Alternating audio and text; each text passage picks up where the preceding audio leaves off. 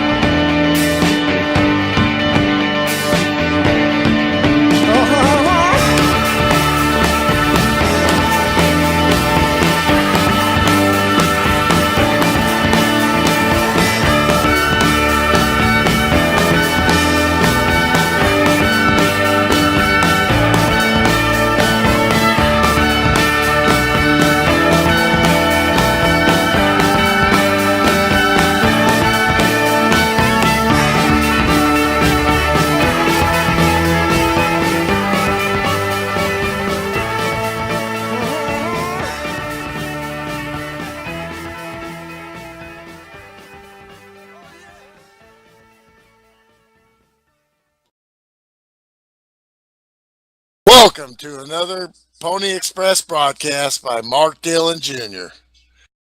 Let us start this show by bowing our heads for a quick prayer. Thank you, Lord, for another day of doing what we love.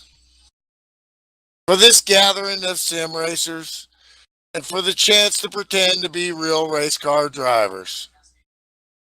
We ask that you watch over these sim racers and their families as they gather together to enjoy the hobby of sim racing. May their spouses and children enjoy dinner, bath times, Netflix, and bedtime stories without them. May their calibrations stay true, their racing rigs hold together, and their connections stay strong. May they treat each other with respect, avoid bogus black flags, and nail some green flag pit stops. May they return every night to see their friends and teammates, to click drive one more time, and to partake in the camaraderie that comes with being a part of the sim racing community. Father, we also ask that you guide and protect our veterans and their families as they make sacrifices so that we are able to spend a few hours in front of our computers trying to be like the king or the intimidator. And lastly, may we all have fun, win or lose, in your name. Amen. Now please rise and remove your hats as we join a fellow sim racer for his version of the Star Spangled Banner on guitar.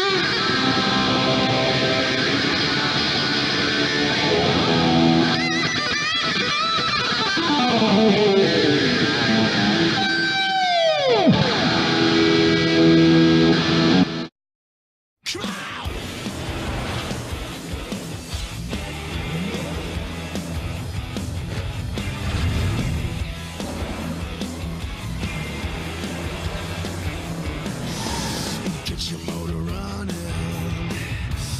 Head out on the highway.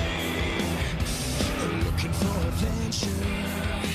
And whatever comes our way. Hey, yeah, driving gonna make it happen. Change the world in a loving grace. Fire all of your guns at once and explode into space. I like smoking lightning. Heavy metal thunder, racing with the wind, and the feeling that I'm under. Hello ladies and gentlemen, Pony Express Broadcast Network coming to you live from Rolling Thunder Gaming tonight. It's the RTR Aero88 series live from Michigan, the Pink Ribbon 200. It is Breast Cancer Awareness Month. Joining me in the booth tonight, I've got the 088.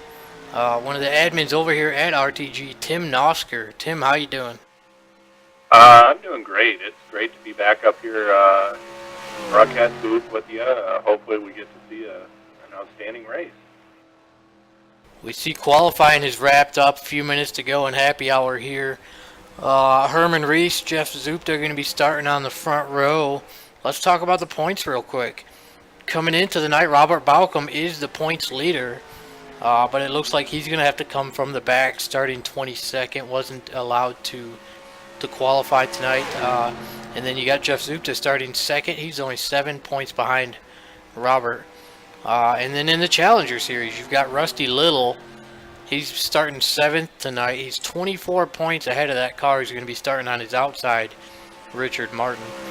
What are you thinking tonight? Who's your pick to win? Well, first of all, it's going to be real fun to watch guys like Robert, Brian Schilling, Jeremy Jeffries, these guys coming from the back to the front. It's going to be fun to watch. I'm going to have to say, and it seems like a given, but, you know, I know Josh was somewhat frustrated after Monday's outcome. Kind of lost the point sweep there. So I'm going to pick Josh. I think he's out for redemption. He's going to be hard charging tonight. He's wound up, so I think he's got the belt strapped up tight, and I think he's going to get her. Josh Metallic, a good pick. He comes into the night third in points. He's going to be starting in fourth. Real quick, before I make my pick, I want to point out that tonight's broadcast, as well as Monday night's broadcast, and 3 more upcoming shows to include next Tuesday in the Speed Freaks, all of them being brought to you by Donnie Garrett and Ultimate Garage Floors. And we want to give a special shout out to Donnie Garrett, who is not here tonight. He is celebrating his 20-year anniversary with his wife. So congratulations to Donnie and his wife, and thank you to him for putting on these shows. And I'm gonna go with Bob Dixon for the win. Not a bad pick. He's strong. He could certainly outmuscle the competition tonight and pull her into victory lane. Let's see if we can get a word from fellow Michigan native Terry Bowman, one of the RTG owners. Also shout out to David Cannon and Sean Prime. Let's see if we can get a word from Terry Bowman. Have him explain to us the special tire rules here. Terry, are you there? Yes, sir. Hey, we're here at your home track of Michigan in your RTR Aero88 series. We were wondering if you would explain to the viewers the special tire rule that you guys have here. Well, what we have is Instead of limited amount of tires, we limit the amount of tire stops. So if you put 2 or 4 tires on, that equals a tire stop. And you're only allowed 4 tire stops during the race. If you exceed that, you get a 5-position penalty for every extra tire stop.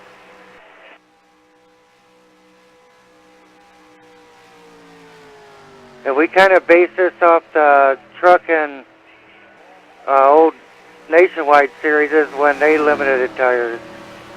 I'll be honest with you, I've run quite a few races on Wednesday, and it absolutely changes the way you race. It's so realistic. You know you have to take care of your stuff. So it's a great pitch for a series. I always fall into the trap of trying to save a set of tires for a last-minute run, and I always end up taking that set of tires home. Now, Terry, what can we expect out of this Michigan track? How is this set up? What kind of tire wear and fuel mileage are you guys going to be getting tonight? Fuel mileage, we'll be getting 23 to 25 laps. Tire wear is probably moderate. I mean, you'll have to change 4 tires after a full fuel run. You might see at the end, if we have like a 10-lap run or something, somebody only putting 2 tires on. And the track, it's a pretty good track. It gets a little tight towards the end of the tire run. And the first couple laps is a little loose on the bottom, but I mean, it's a good track. We've had some awesome races here. Well, one thing I want to do before we let you go is I want everyone out there to wish Terry a happy birthday.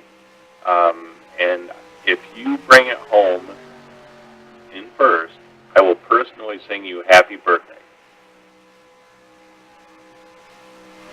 And I hear Chuck McClure will take you camping. Oh, I already been camping with Chuck. He's a fun guy. So Terry, happy birthday! And we're here. We're at your home track of Michigan. How close are you to MIS? I'm about 3 hours away. It's over the other side of the state from me, so I'm not like real close to it. But yeah, I've been to this track quite a few times for real races. Now, Terry, in the drivers' meeting, did you tell these guys that they have to pull over and let you win for your birthday? Yeah, but they just laughed at me, so I'm used to that. All right. Well, we appreciate everything RTG does, and I appreciate you guys for having me come over here and do these shows. We'll let you get down there as happy hour is over, and good luck with your race, and hopefully we'll see you on the podium for your birthday. Thank you, and I want to thank you and Pony Express Broadcasting for all your great work, and Donnie, Garrett, and Ultimate Garage Floors for sponsoring this race and all these mid-season races, and thank you, Tim, for broadcasting, and let's have some fun.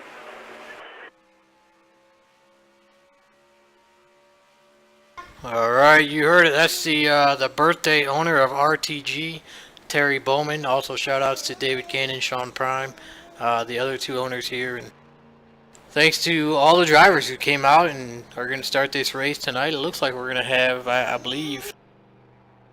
think 25 cars taking the green flag tonight. Yeah, it's a loaded field. There's just about anyone on this list could bring home a winner.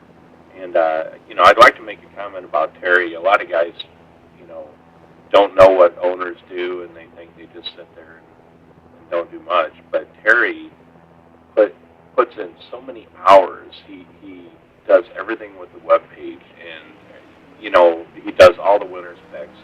And, I mean, it's just so much work that goes into it, and I think that he doesn't get the appreciation that he deserves. So I personally thank him, and I think everybody here appreciates what he does.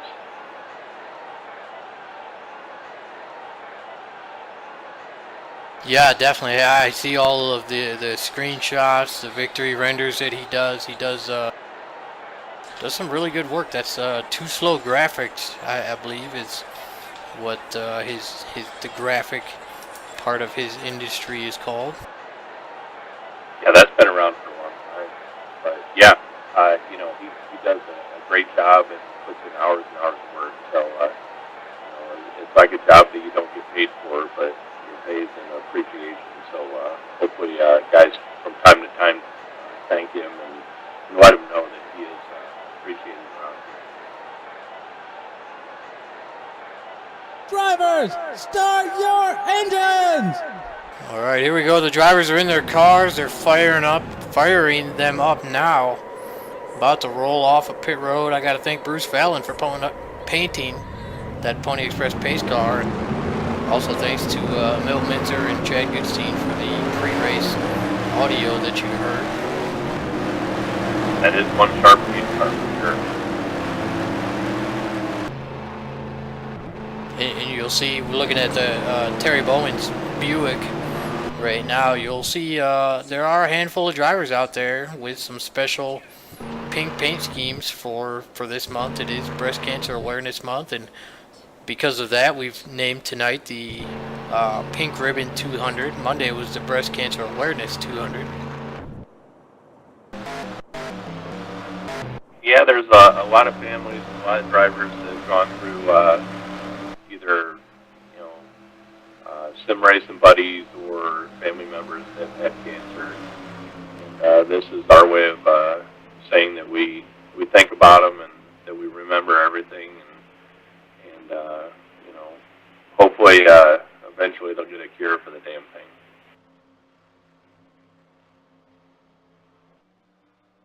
Going to be running 100 laps here at Michigan. You heard Terry say that you can make it 25 laps. So we'll see if this stays green. You know, we may see some people try to make this race on just 3 stops as the pace car pulls off.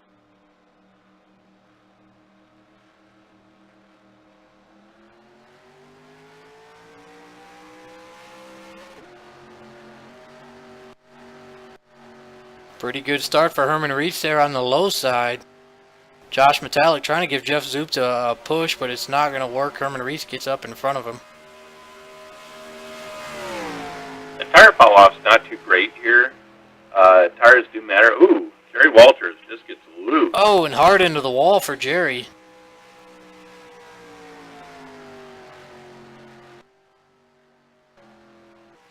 That really checked up the high side. Bob Dixon was the benefactor of that.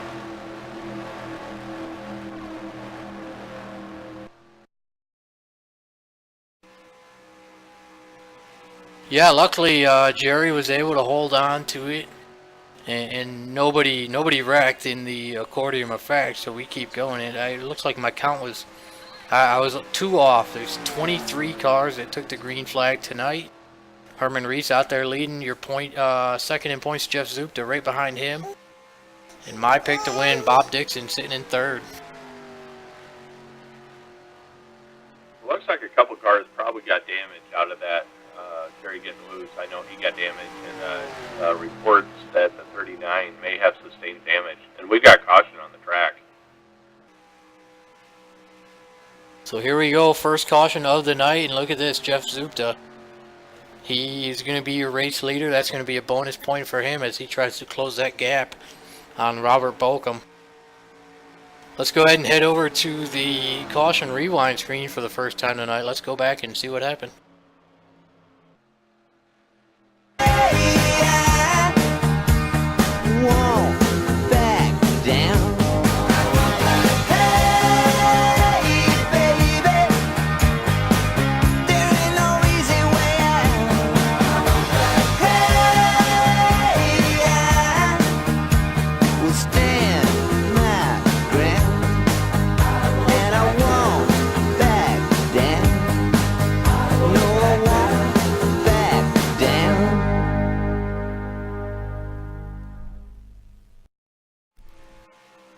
Here we go, looking at the replay. This must have happened right as I was saying Bob Dixon's name.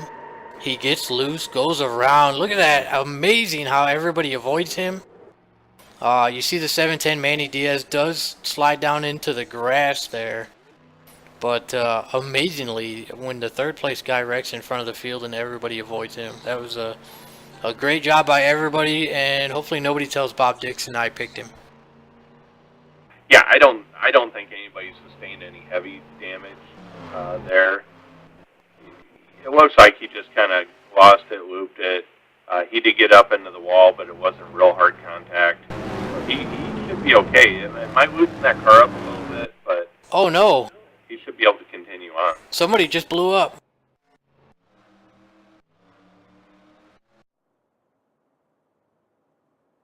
We gotta Looks see. like the 102 of Rusty Little blows up under caution. That is, yep. That 102 Rusty Little blows up under caution. Tough break for him. He's the Challenger points leader coming into the night. That is going to hurt him in the Challenger points for sure. Luckily, he's got a pretty good gap. He's got a 24-point lead over Richard Martin. And there's only 23 cars here, so... But Richard Martin, if he's paying any attention, tonight is definitely a night to close that gap. Looks like Rusty's getting a little help from Dustin there to get back to pit road.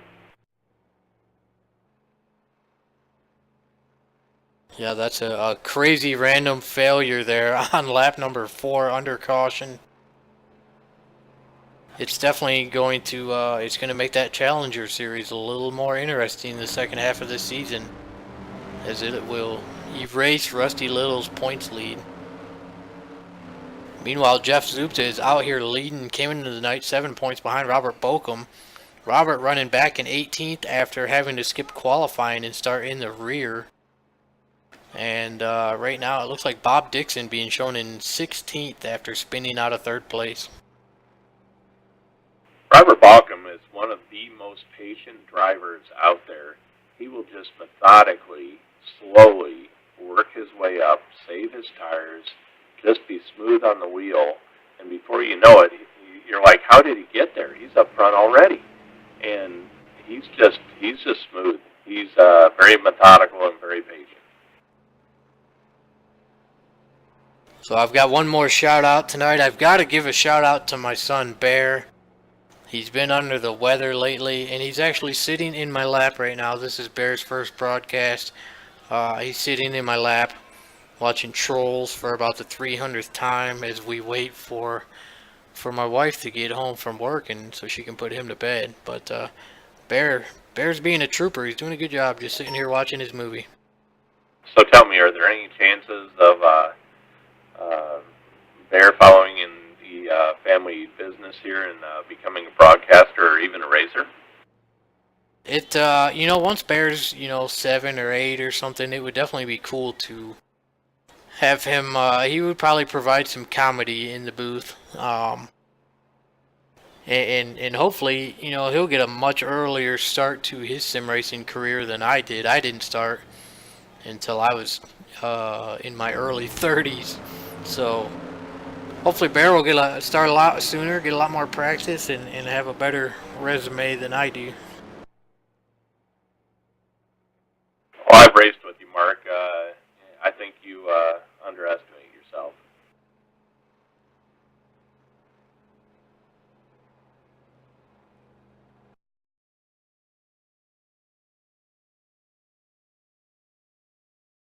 That caution might have been a break for Josh Patalik. I know he sustained a bit of damage early in that turn 1 slide by Jerry Walters. So hopefully he got that thing fixed up and can charge his way back up to the front. So here we go. Lights are out on the pace car. We're going to take the green flag on lap number 7. Jeff Zupta has chosen the inside. Herman Reese is going to be on the outside. Those guys started the race on the front row, only in reverse order. And then you've got Carson Krenz, Jim Glaude now up into 3rd and 4th place. It'll be, like I said, lap number 7. Well, I know they didn't run many laps, but once those tires have gone through a bit of a heat cycle, they can tend to be loose entering turn 1. So that's something we're going to have to watch for, guys getting loose after the restart.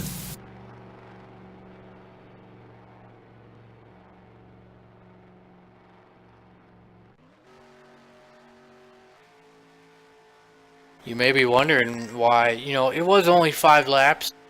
In normal races, you might see some guys come down and grab tires or whatever.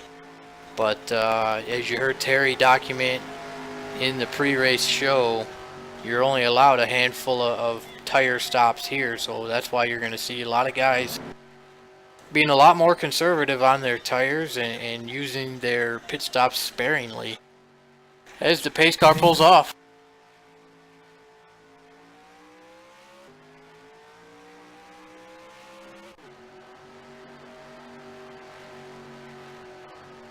One thing I'd like to point out at this point, the 8 of Jeremy Jeffries, who started tailing Charlie, he saw, Jim Glaude around, and cautions breed cautions. wow, I shouldn't have mentioned his name.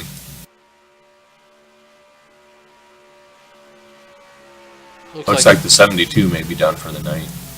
Looks like Jeff Zoops are going to win the race back to the line. So let's head over to the caution rewind screen, see if we can get a better angle on what happened to Jim Glaude in 3rd place.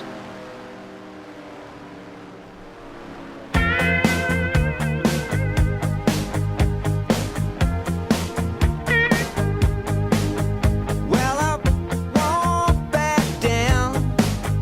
No, I won't back down. You can stand me up at the gates of hell, but I won't back down. No, I'll stand my ground. Here we go, taking a look at the replay. Look, I think it's going to be Jim Glaude and Jeremy Jeffries going to make some contact here. Oh, it looks like Herman off the wall. Perhaps Jim Glaude checked up. That resulted in some contact with Jeremy Jeffries, and then a couple other cars involved. And as you can see, that dark black smoke, Jim Glaude's motor is done. He's out of the race. You know, that was one of the oddest things I think I've seen. It looked like Herman just slid up into the wall, and it's almost like they hit oil or something. They just all followed each other right up into the wall. Now, as I was coming back through the field, I saw the 39 of Josh Metallic in the grass. Looks like he may have had some minor involvement in that.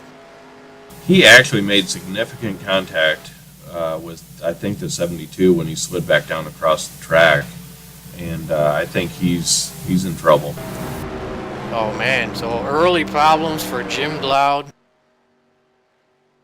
and early problems for Josh Metallic and Bob Dixon, both of our picks to win, and we're not even to lap 10 yet. We've really got to stop picking these guys. I'm going to next Tuesday I'm going to pick the pace car. Might be a safe bet. No, I usually try to pick Bones, just because I know he doesn't like to get in the booth, so I try to pick him and hope he'll get on the podium, but hasn't worked yet. Well, actually, 2 contenders. I think Jeremy Jeffries probably sustained some damage, and Josh is in trouble for sure. So two of the strong contenders are going to be fighting from here on out. So it looks like Josh Metallic out of the race, Jim Glaude out of the race, Rusty Little out of the race. We are down to 20 cars already. We'll have to see if Josh Metallic ends up joining us in the booth or not. Looks like he's actually left, right? He has had a rough week of racing, so he's probably content to just sit on the recliner and reflect on how bad things have been. Yeah, that's a tough break. Josh came into the night 3rd in point. You see our front runners, Jeff Zupta, Herman Reese, these guys still not coming down pit road, as we're not even to lap 10 yet, and they know they don't have that many sets of tires to make it 100 laps here at Michigan. Well, I think a lot of these guys that are pitting, they're just topping off on fuel and maybe getting that damage fixed. Probably hoping for a long green flag run to change up the strategy.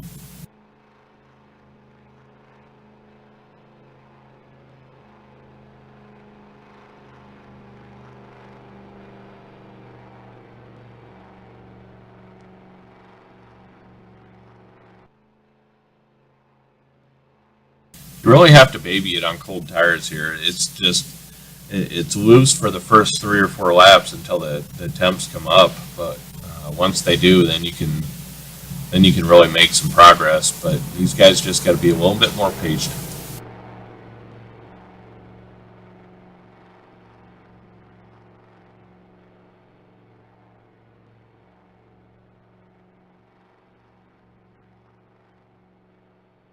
Lights still on the pace car. Cautions are going to be a little longer now that we do have cars being shown a lap down. Looks like the 03 Carson Krenz still in third after Jim Glaude, his incident. So far both cars who have wrecked out of the race, well, Bob Dixon's not out, but both cautions have come from the third place car. Well, I think if that was me, I think I'd drop back to fourth then. But yeah, it's going to be Carson in third, Sean Kerrigan now up to fourth, and Richard Martin up to fifth. And look at Robert Bolcom from 18th to 6th, and we only ran 1 lap. My guess is some cars pitted and he stayed out. Yeah, but that's smart. I mean, you know, if you're you know, not damaged, you might as well try to get in front of those guys that may be under speed. He just wants to keep track of the leaders, I would say.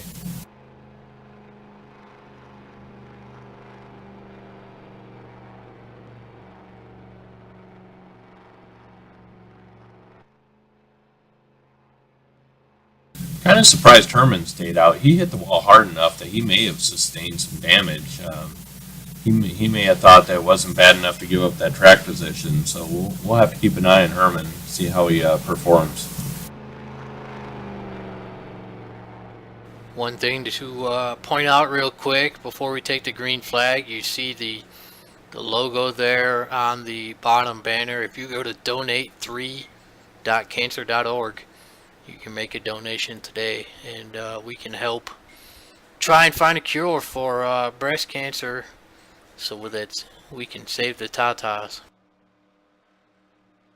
I always see your avatars in the TeamSpeak, so I know you're a fan of the Tatas. I certainly am. Here we go. Pace car is off. It's going to be lap number 12 when we take the green flag.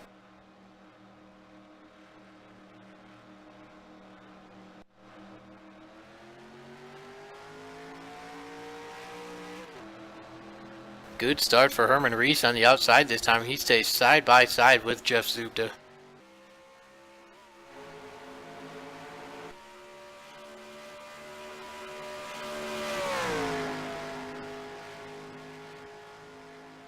Now Jeff starting to pull away. Carson Krenz had a look on the inside, falls in behind Herman. Well, like I said before, this is where guys got to be a little more patient, let the tires come in, and then race it up from there.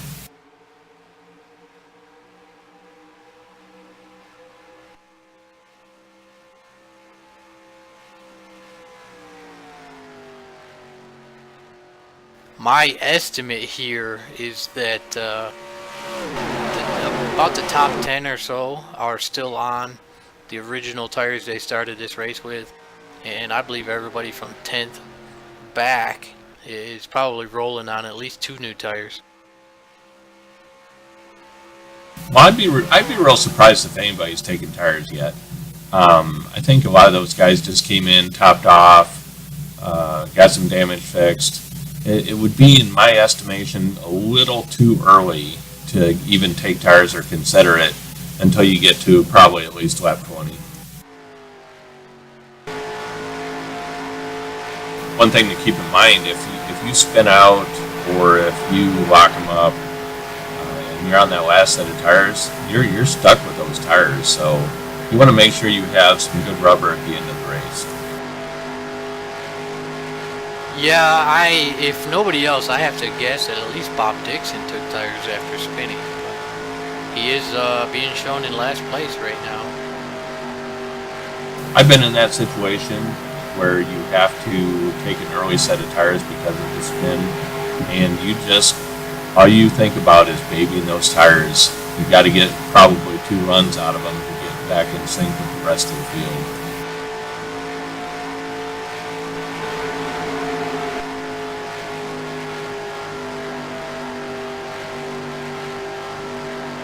I see Robert Balkum's up to 3rd now. He's slowly making his way to the front. Oh. We have a car spun down to the inside. It looks like that was Carson Friends, but I don't believe the caution came out. So once again, that would be the 3rd place car, and that's going to turn 3rd over to Robert Balkum. He's going to want to get out of 3rd place here pretty quick. I believe the way he's moving, I don't think he'll be in 3rd for too long. That is crazy now. 3 wrecks, all of them, to the 3rd place car. Strong move by Terry Ballman. He might get the 2-for-1 special.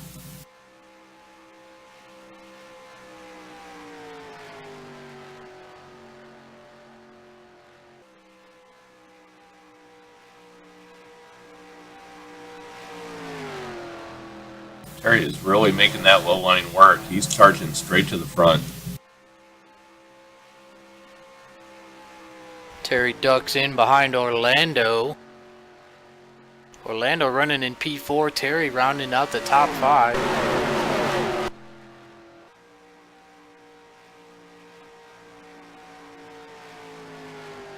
Now Balkum gets by Herman Reese, moves up to 2nd.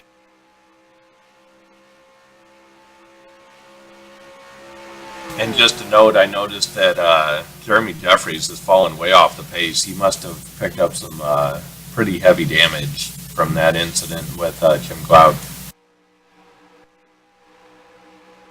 Oh, caution on the speedway. Ooh. Here we go. Caution number 3, lap number 18. Jeff Zupta, still your race leader. So now this time we're on lap number 18. Pit window is 23 to 25 lap. We're going to be very close to that fuel window when we take the green. So I suspect everybody's going to pit here and finally use a set of tires. We'll see if that happens. For right now, let's head over to the caution rewind screen and see what brought out this caution. Won't be turned around, and I'll keep this world from dragging me down. Gonna stand my ground, and I won't back down. Hey, baby, there ain't no easy way out. Hey, I will stand my ground, and I won't back down. Here we are taking a look at the replay. I believe the 71 of Brian Ordo. Oh, it just shoots to the right. Collects a 710 of Manny Diaz. I don't know if perhaps Brian Ordo had a tire go down the way it shot to the right like that. I believe he had some rear end damage, and that'll make you loose. He probably should have just settled in and, tried to ride it out. Wait for the tires to get pushy. He tried to catch it there, and it just shot him straight to the wall. Here we go. We see Tony Fox up here staying out to lead a lap, grab a bonus point. That tells me that all of our leaders did pit here on lap number 20. We refer to that as leading a ladies' lap. I heard Brian Schilling, that's how he usually gets his bonus points. Yeah, he's kind of a girl. Brian Schilling comes into the night 4th in points.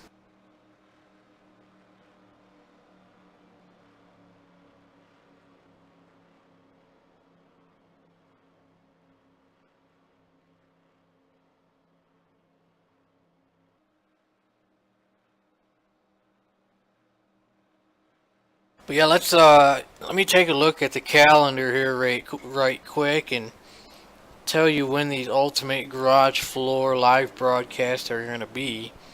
I know, like I said, we were here Monday night. We're here tonight. Tuesday night, we're going to be back for the Speed Freaks. October 22nd. That's a Sunday night. Donnie Garrett's going to be back in the booth for the Dirt Series. And then it looks like November 30th. A week after Thanksgiving, we head over to your house, the Tally Challenge. Yeah, I can't wait for that one. That should be a heck of a race. Actually, they all should be a heck of a race. November 30th, I mean, that's going to be right there in prime time bracket challenge coming to the end of the season. Yeah, that's real hard to repeat win that bracket challenge. I've never won it.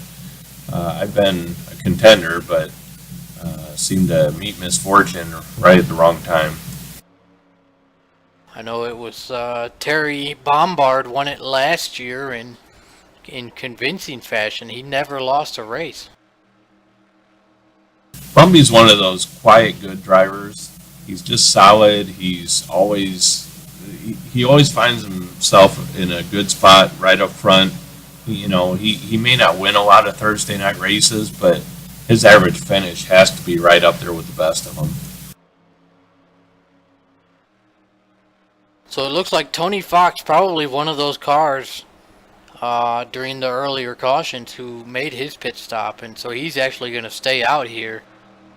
And then you see Jeremy Jeffries going to be up there in second place. Terry Bowman third. Jeff Zupta back to fourth now.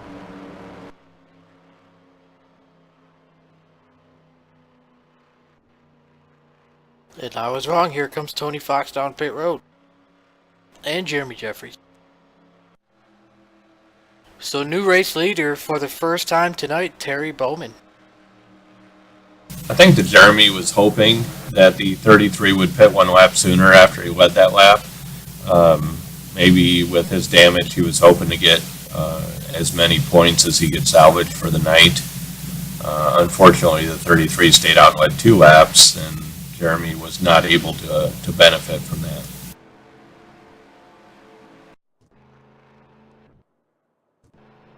Lights are out on the pace car. It looks like Terry Bowman is going to choose the high line.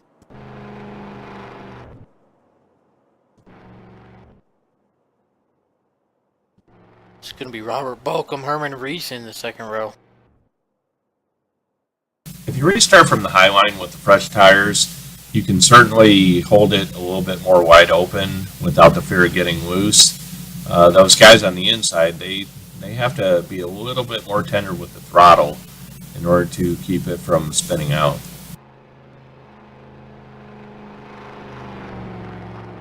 Want to point out real quick that paint job on the 11, Jeff Zupta. That's done by a buddy of his named Tuck Nut, big painter in the community who is actually battling cancer himself. And after our post-race interviews tonight, we're going to have a special tribute video to Tuck Nut that Jeff Zupta put together. So that'll be played at the end of the show tonight. Nice, can't wait for that. Pace car pulls off. It's going to be lap number 22 when the green flag flies.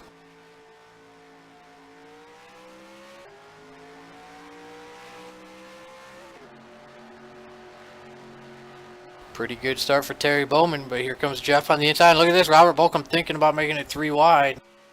Not going to happen. Here comes Herman Reese on the outside.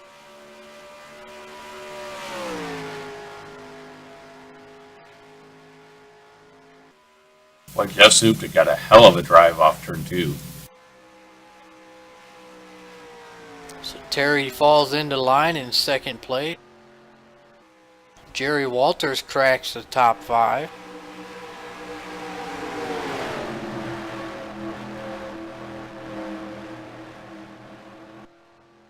We were just 3 wide for 9th, 10th, and 11th. Now here comes Terry on the outside with a push from Robert Bolcom. Oh, and look at this move by Robert Bolcom. Terry not giving him much room there. Looks like Robert Bolcom perhaps had to get out of it a little bit. These guys, this is going to be a good fight for the lead.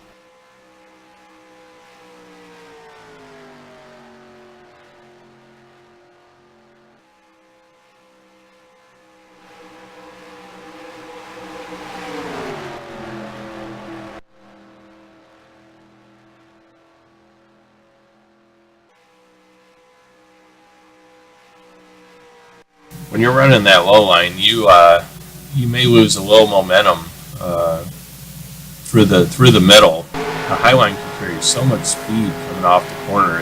You almost have to have the pass completed before you exit the corner. We saw Jeff Zupta there trying to make a move on the low side on Terry Bowman. Wasn't able to get there, but here comes Robert Bolcom with a great run off of turn 2.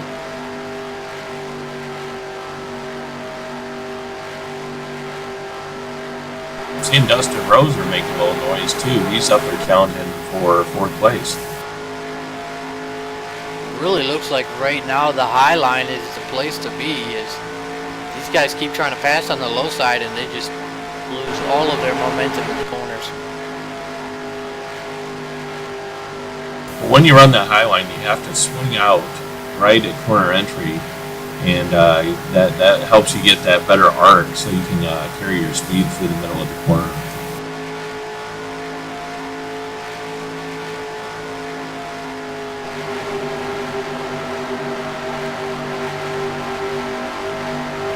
Yeah, we keep seeing Jeff Zupta try that low line, and every time he's able to get about side by side with Terry, and then Terry just motors right back by.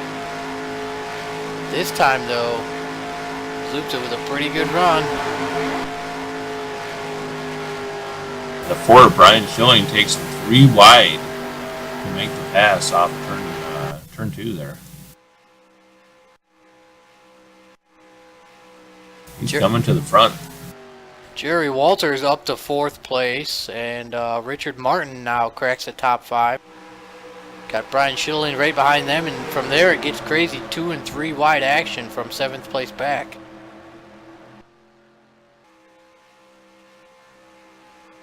Zupta with that crossover once again. Can he finally get it to stick? Every time Zupta goes low, Robert Bolcom moves up there and gives Terry some draft. Yeah, it does boost you a little bit when you have that guy in line with you. I think Jeff would be able to make that pass if Robert would drop in with him, but I think Robert's got other intentions. I think he wants to get to the lead, get some of that fresh air. Well, Robert and Jeff are 1st and 2nd in points, so Robert doesn't want to help Jeff. Robert wants to get in front of him. Now Robert with the crossover. And that was just a smart move. He had the momentum coming off the high side. Jeff tried to hop up in line with him. Let's see if Robert can make the pass before he gets off of turn 2 here. Jerry Walters trying to come along with him on that low side. He's side by side for 3rd, as Terry Bowman continues to be strong up on that high side.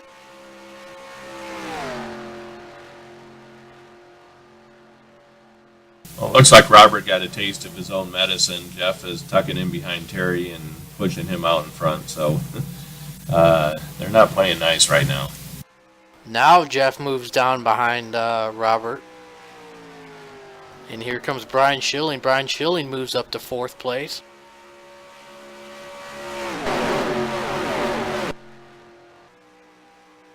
Robert moves up in front of Terry. Now Jeff Zupta stuck on that low side.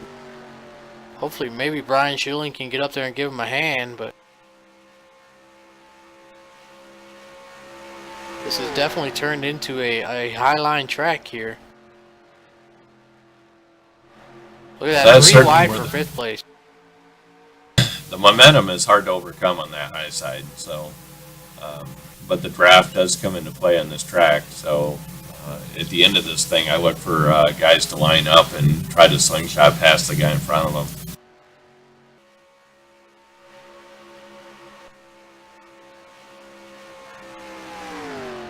We're on lap number 30 right now, 70 laps to go.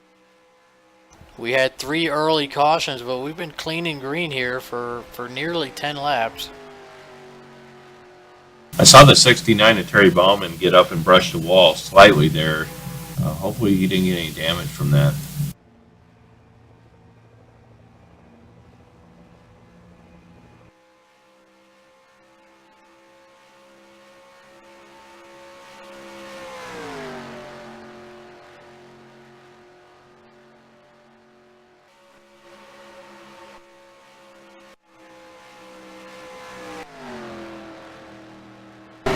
I've run this track so many times, and it does tend to favor on the high side.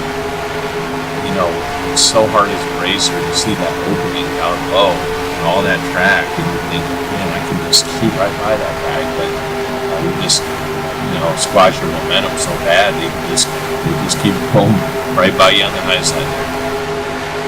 Right now, riding in the cockpit with Brian Schilling. You saw the 3 cars in front of him, all 3 of them running different lanes through turn 3 and 4.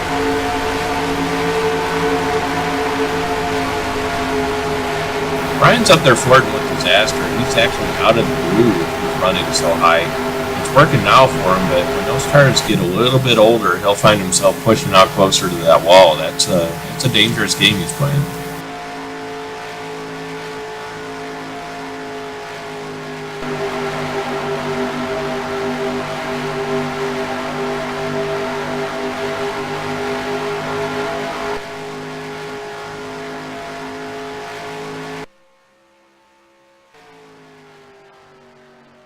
Brian Schilling has Jeff Zupta all over his back bumper. Got a heck of a battle. They're just swapping 5th, 6th, 7th, back and forth, lap to lap. Looks like we've got Carson Krenz, Jerry Walters, Orlando LaBoy, Dustin Roser, Sean Kerrigan back there. They're all pretty racy tonight.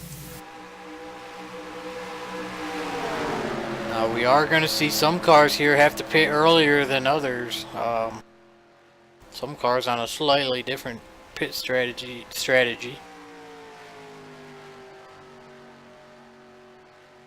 Looks like we're probably about 12 laps away from green flag pit stops. Brian Schilling working the outside. He's up to 2nd. With the number of caution laps we had, I don't see those guys being at too big a deficit. The only risk that they have there is if they end up pitting and then there is a caution, they may be eligible for the lucky dog, but they're not too far off. I'd say they may be 5 or 6 laps off. Looks like Brian Ordo and Wiley Coat, they have retired. We're down to 17 cars in the race. Jeremy Jeffries about 28 seconds behind the pack.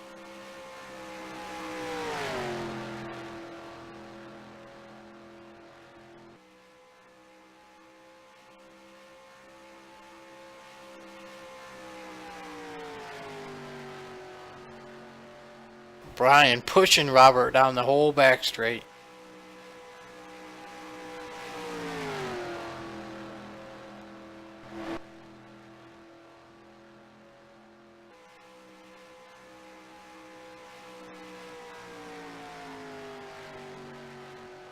That was a really good move there. Brian pushed Robert down the whole back straight, and all of that extra momentum ended up carrying Robert up into the high line, and then Brian Schilling makes the pass on the low line, and he's your new race leader.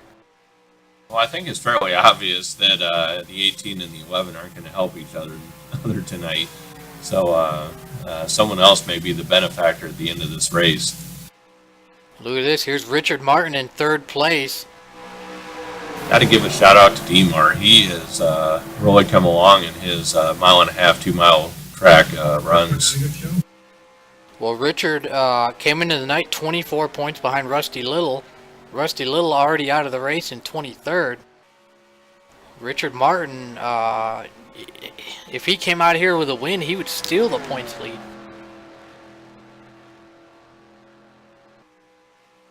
Well, he's got to keep that in his mind. He doesn't want to do anything to jeopardize his gain in points. So hopefully he's got that somewhere tucked away. Just run a safe, smart race and get what he can get. As they run right now, Richard Martin would chop 20 points out of that deficit. That's huge.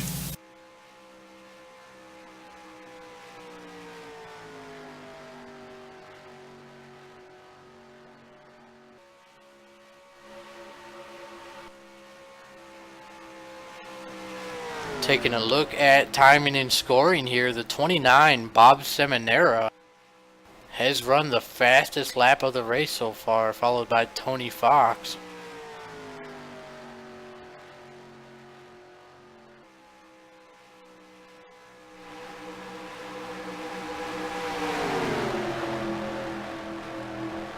Well, it looks like the 69 of Terry Ballman, he's dropped back a bit. He may have abused his tires a little bit at the beginning of the run. Now he's paying the price.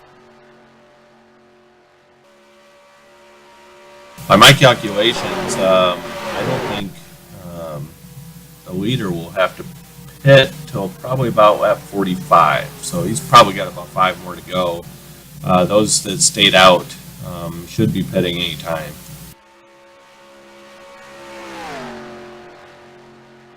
It's going to be interesting. How difficult do you think it's going to be to get on the pit road here? Very difficult. It's tough because you want to try to get all you can get while you're out on the track, but you do have to slow down on the track. So hopefully they communicate their pit stops with other drivers and don't get run over.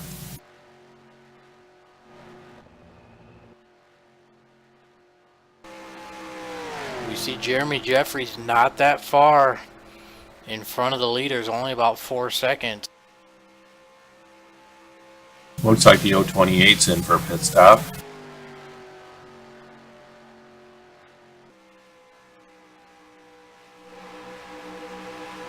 Look at this. Carson Krenz has battled his way back up to 4th place.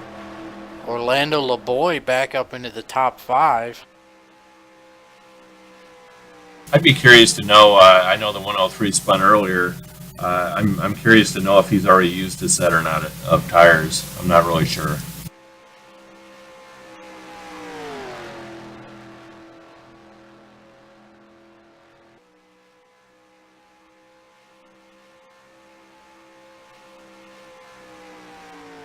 After this full fuel run, I would definitely be putting 4 fresh ones on there. It looks like, you know, surprisingly though, so I'm looking at Robert Bolcom. I'm looking at his times. He is still running. He's only 1/10 of a second slower than his fastest lap. Even 20 laps of green flag racing. Yeah, tire fall off is not bad when you get to the bigger tracks. It doesn't matter as much as it does like a Dover or a Darlington. So although new tires do mean something, it's not as substantial as one of the shorter tracks we run. We saw Jeremy Jeffries down on the apron. He was going a lap down. And that was a class move. He got way out of the groove, didn't want to impede anyone. He's a real good driver, real clean driver. He definitely knows what to do when he's off the pace.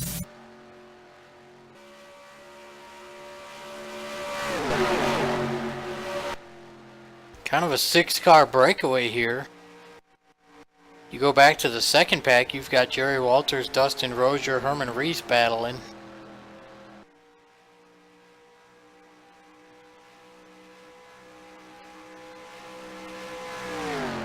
Sean Kerrigan also back there in that fight, as well as Terry Bowman.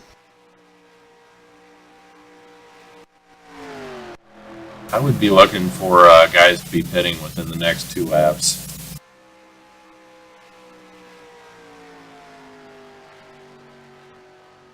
Looks like Robert Bolcom going to try and take the lead before that pit stop. Well, he may be thinking the way I do. I come in so hot when I pit. I don't like to be following anyone when I try to go in and pit, so he may have been thinking that along those lines. 3 wide for third. Looks like the 018's getting ready to pit.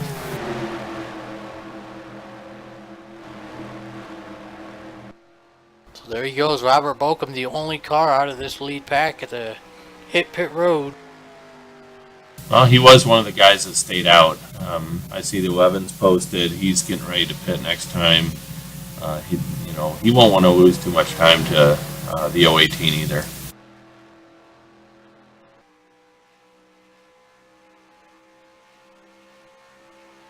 I think we're going to see wholesale pit stops. I think the 4's coming too.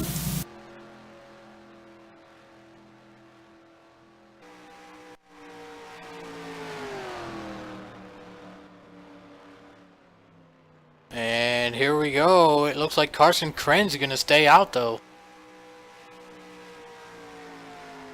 So Carson gonna go another lap, grab a bonus point.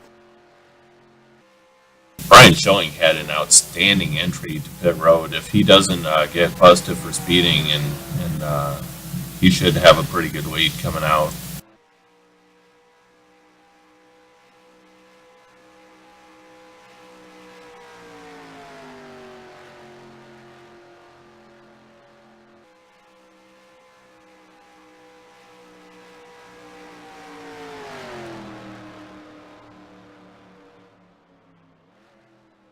Now Carson Crane's gonna peel off, head down pit road.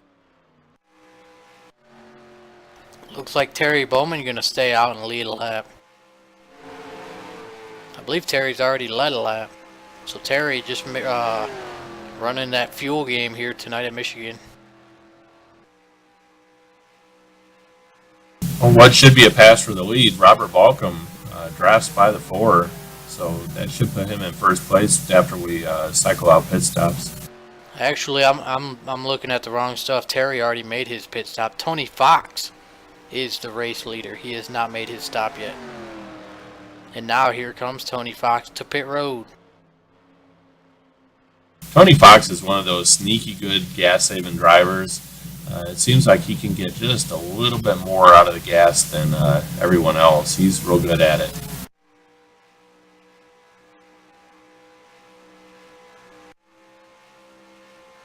I believe this is going to turn the race lead over to Robert Balcom, who's right there in front of Brian Schilling once this cycles through.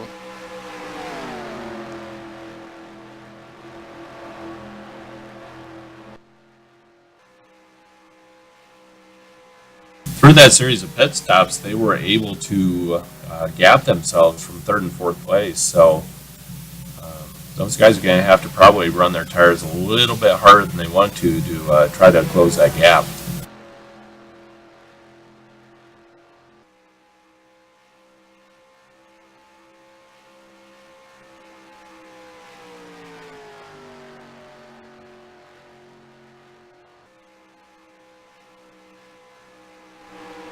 I'm the 4 and the 18. I want to stay nose to tail. I want those guys to have to run hard to try to close that gap. And I know they're both real smart. I'm sure that's the plan.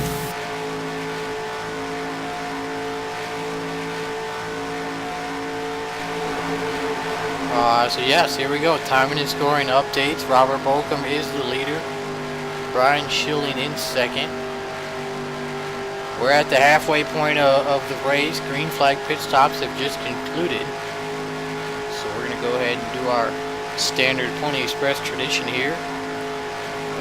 This one, once again, just like Monday night, it will be the Angel Flight for Terry Bowman. Terry Bowman has a friend who happens to like this veteran salute. So this will be the Angel Flight. On behalf of Pony Express Broadcast Network, thank you to all of the veterans out there and their families for their service and sacrifice. We hope you enjoy this veteran salute, and we will be right back.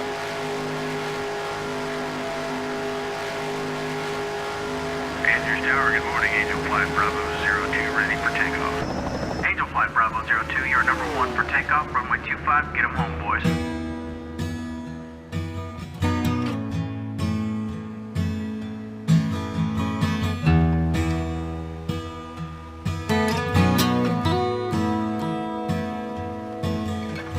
All I ever wanted to do was fly, leave this world and live in the sky. I left the C-130 out of Fort Worth town. I go up some days I don't wanna come down. Well, I fly that plane call the Angel Flight. Come on, brother, you're with me tonight. Between heaven and earth, you're never alone. On the Angel Flight, come on, brother, I'm taking you home.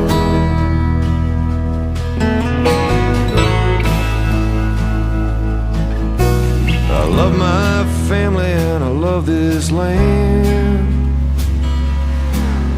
but tonight this flight's for another man. We do what we do 'cause we heard the call. Some gave a little, but he gave it all. I'll fly that plane called the Angel Flight. And come on, brother, you're with me tonight. Brother, you're with me tonight. Between heaven and earth, you're never alone. On the Angel Flight, come on, brother, I'm taking you home. Come on, brother, I'm taking you home. Good afternoon, Angel Flight Bravo 02, checking in level 290. We got a Aero on board tonight. Roger, radar contact, Godspeed. Well, the cockpit's quiet and the stars are bright. Feels kinda like church in here tonight. It don't matter where we touch down. On the Angel Flight, it's sacred ground. When I fly that plane called the Angel Flight, got a hero riding with us tonight. Between heaven and earth, you're never alone. On the Angel Flight, come on, brother, I'm taking you home. Come on, brother, I'm taking you home. Come on, brother, I'm taking you home. Come on, brother, I'm taking you home. Commercial Tower, good afternoon, Angel Flight Bravo 02, security on 5 miles. Angel Flight Bravo 02, you're number 1 for landing. Welcome home.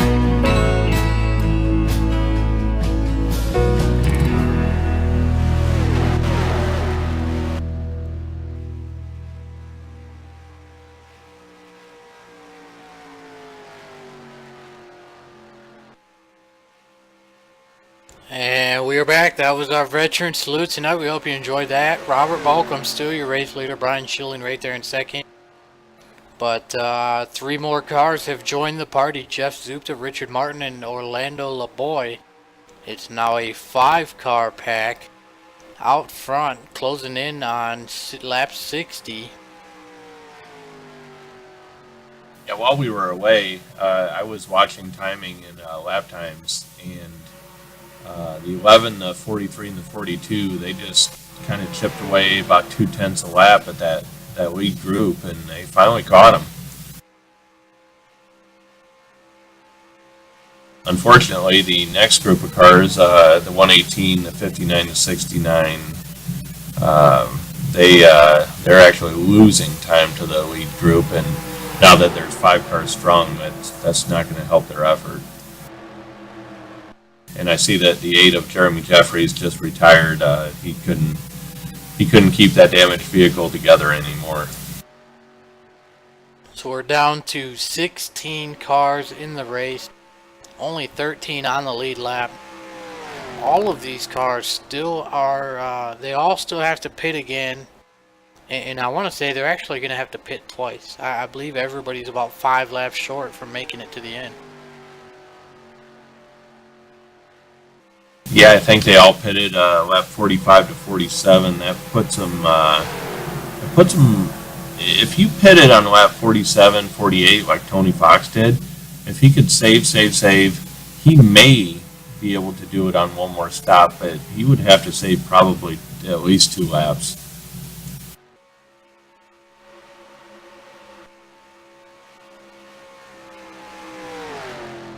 Robert Balcom, though, our points leader, out here trying to get a bonus point for leading the most laps tonight. Jeff Zupta running in third. You have to wonder if those tail end 3 cars How much of their tires did they use up trying to catch these two? Well, I'm sure their tires aren't looking as good as the 018 and the 4. They were just cruising nose to tail. They stayed on the high side. I noticed that Jeff Zupta is the only one running down low. It's a little harder to save your tires doing that, but maybe if he feels he gets out front, he can control the speed a little bit better. But he's got to be using them up. Jeff keeps looking low on Brian Schilling, but nobody giving him any help.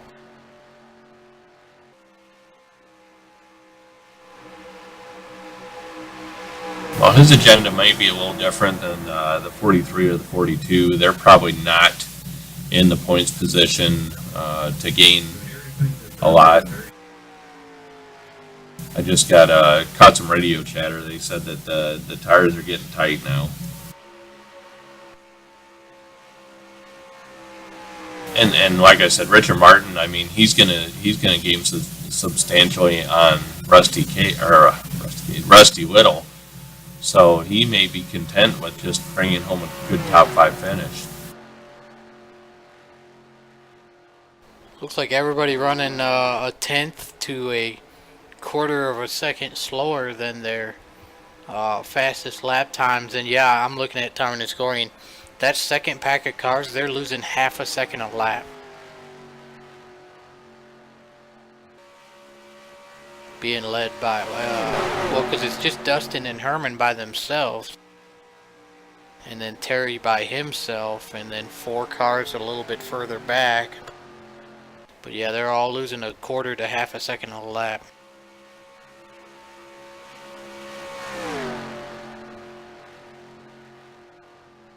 Yeah, by my calculations, the lead group probably can go to about lap 68 or 69.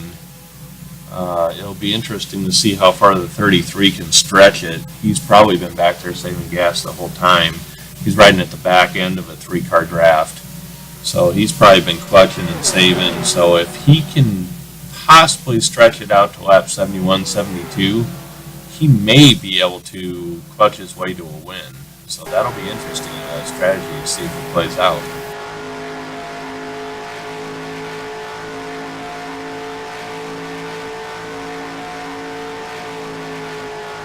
I suspect we're going to see these leaders pitting in about 7 laps. We'll see what happens.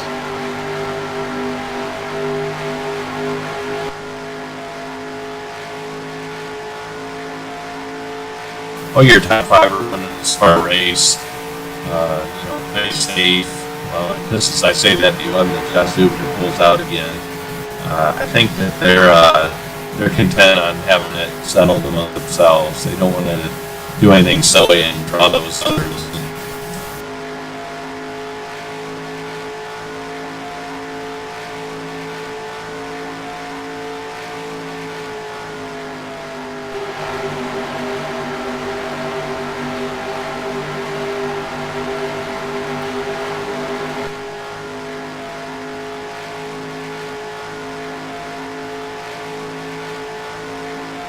I think the 018 was the first one on pit road, and so he'll be about 1 lap short of these other guys. So we should be seeing him pit, I'd say, within the next 2 laps. Look at that. It looked like Terry Bowman. We saw him coming off a pit road.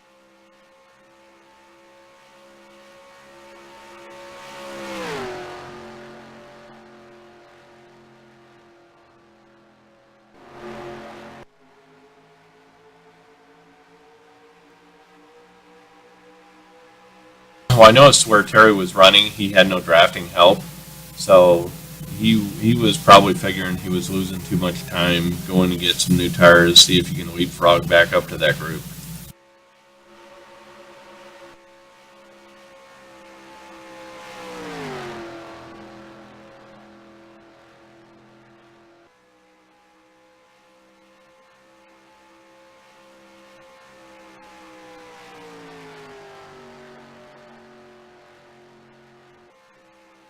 No change in the front 5 other than Richard Martin has gotten by Jeff Zupta taking over 3rd. So That's one more point for Richard Martin to cut into Rusty Little's Challenger League. And for those of you who haven't done any sim racing, this is the absolute worst these cars are going to drive. They are at the end of their fuel run. They are tight. You're just praying you don't push out to the wall. So they're doing a pretty good job of keeping it clean and not wrecking themselves. Yeah, it doesn't look like anybody is saving fuel. I mean, maybe they are. It does look like Brian Schilling's almost half a second off of the pace, but it could be tires, could be saving fuel.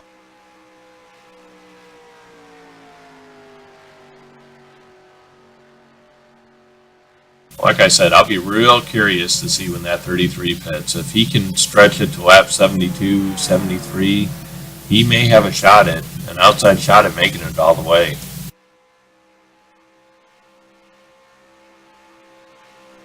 The 33 car is running back in 11th place right now.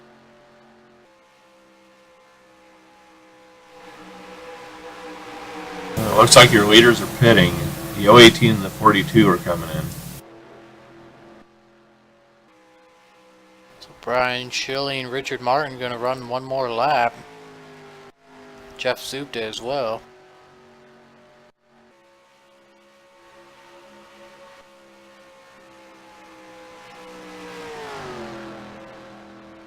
Robert made a great entry to pit road. Very under control. He's getting his 4 tires. He should be fine. So Tim, I know you're a Junior fan. What have you seen the new Hendrick paint schemes for next year? Yeah, I have. I think a lot of the paint schemes are pretty similar to what Junior's been running all year.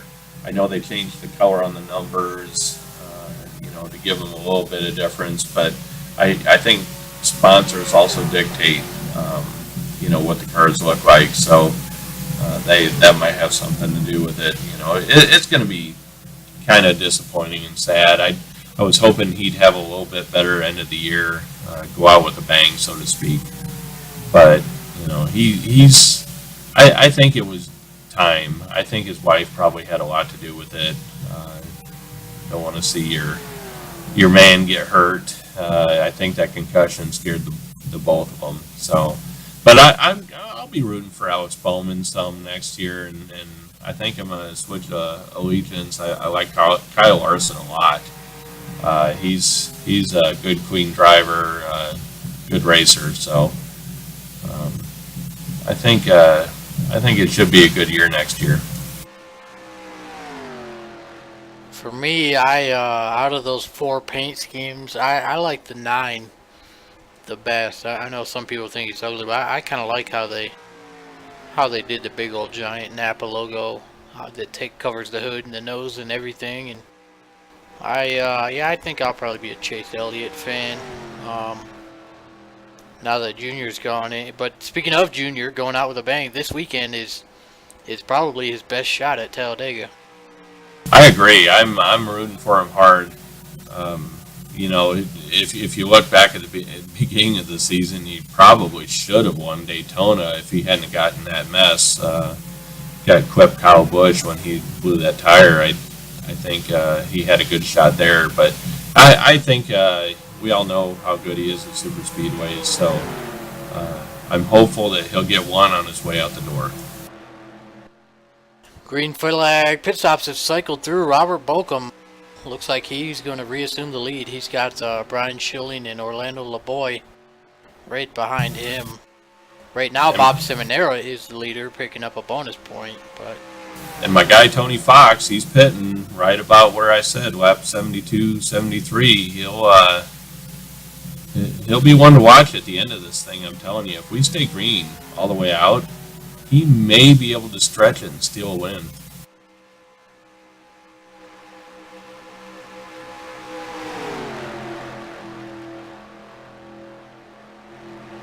Yeah, our leader's pitted with 30 to go, so I don't think there's any way these guys are going to make it.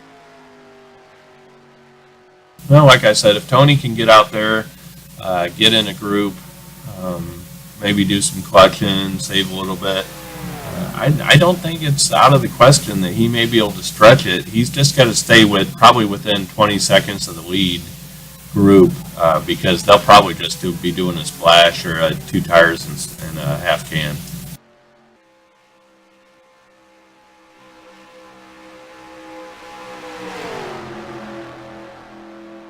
Looks like we, right now, it looks like we have a 3-car breakaway. Jeff Zupta and Richard Martin, who stayed out an extra lap. Looks like they lost some time.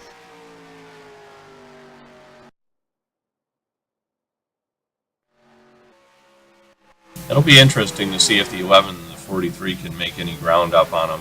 You know, they had the benefit of having a 3-car. Oh, caution. That changes everything. Tony Fox is definitely good to the end. And we're going to stack the field back up. 14 cars.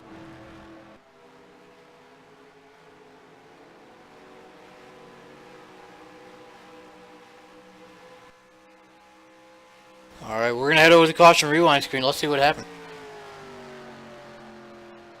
I know what's right.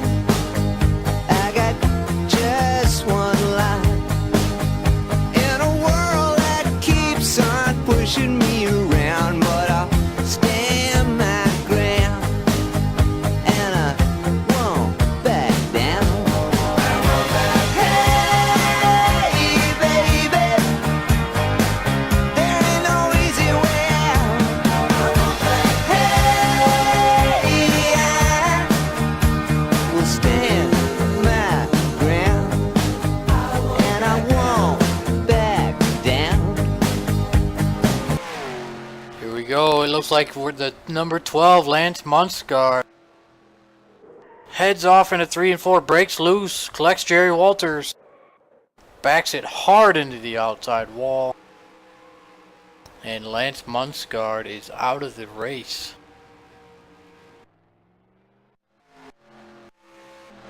That was a similar incident to what we saw with the 71. You see the back end coming around on cold tires, overcorrected and shot it straight to the wall. And here we go, look at this. Our leader's coming down pit road. Let's see if they take tires.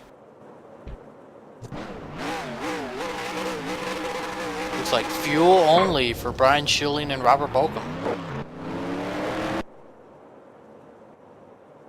Right side tires for Dustin Rozier. All 4 tires actually. All, 4 tires for Orlando LaBoy as well.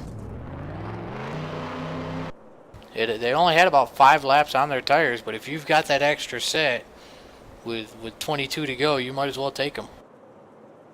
Well, they certainly don't do you any good sitting in the pits. The problem with that is, if that was your last set, we run about 10 laps and get another caution, you went from an advantage to a disadvantage, because I guarantee if we run 10 laps, everybody will come in and get their last set. Right now it looks like Bob Seminara is your race leader. Well, it looks like there's a tear in Superman's cape. Robert Bolcom caught speeding, it looks like, on that pit stop. Well, I want to point out one thing. Robert Bolcom went from 22nd to the top 5 in just a handful of laps early on. Granted, some of that was probably due to people pitting, but he has come from the back to the front, and he's going to have, 22, 23 laps to do it here. And he's not going to be that far back. He's only going to go back to, 13th. Well, we know he won't be saving tires at this point. It looks like he's coming on pit road. He may have decided that he needs those new tires to work his way through the field. Meanwhile, it looks like Bob Seminara is going to stay out and perhaps play the fuel mileage game here. Gain some track position, maybe catch a caution.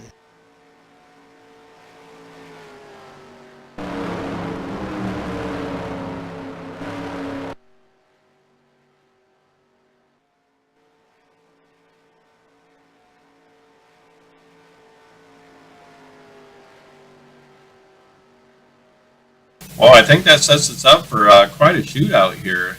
Hopefully we can get some heat in those tires and have a good race to the end.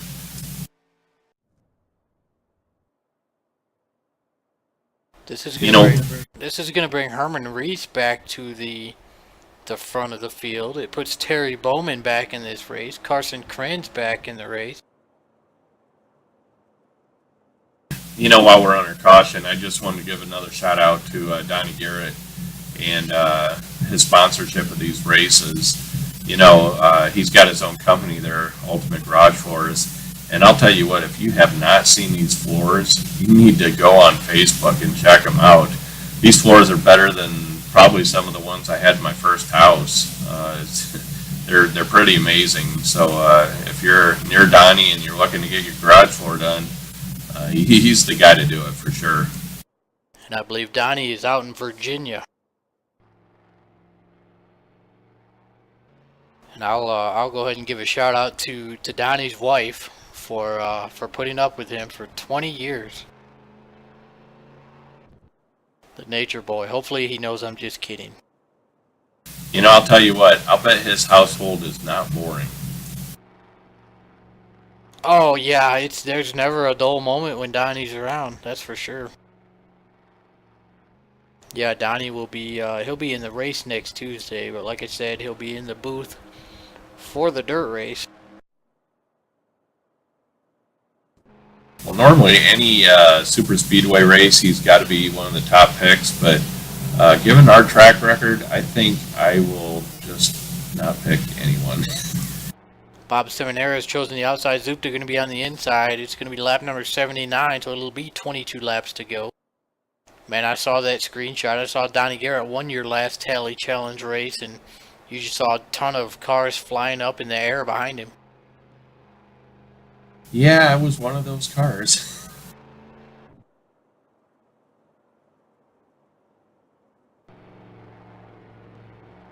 Kind of a sick feeling when you look at sky dirt, sky dirt, sky dirt.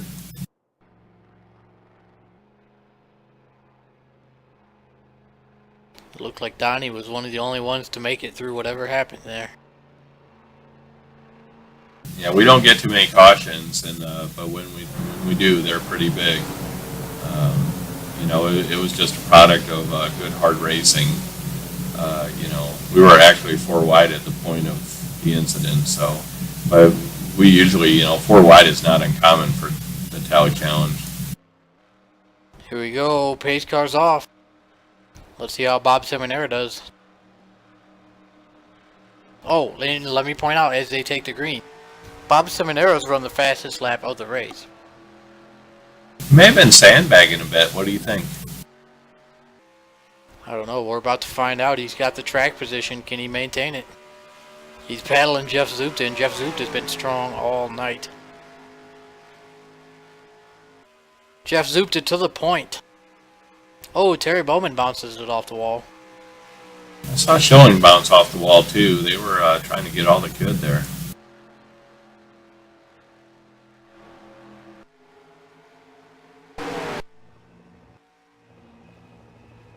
This is the point where everybody's holding their breath, waiting for those tire temps to come up. It certainly looks loose.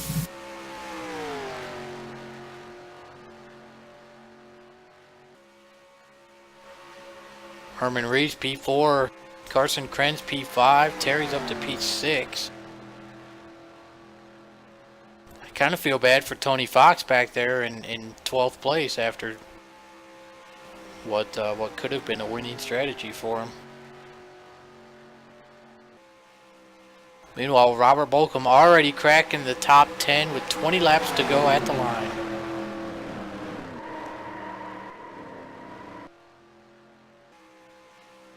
I believe we have caution on the speedway.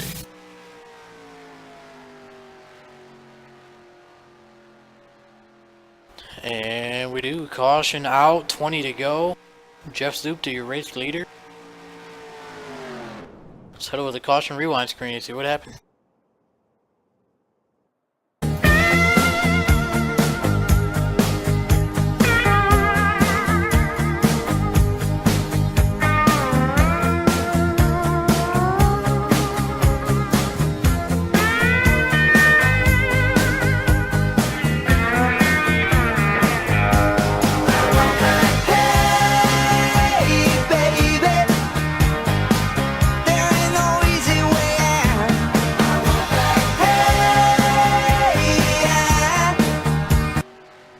Here we go. It looks like it's going to be Richard Martin. It just breaks loose right there in front of Sean Kerrigan. Collects Sean Kerrigan, collects Tony Fox, collects Jerry Walters. Heavy damage for some of those cars. That is, Richard Martin still going to gain some points on Rusty Little tonight, but not as many as he was hoping for. Yeah, it's a tough break. I hate to sound like a broken record, but that's just a product of those cold tires. See the split strategy. It looks like about half the field pitted for those 4 Goodyears, and the leaders have stayed out, so that'll be interesting to see how that plays out. Robert Bolcom now up to 8th place.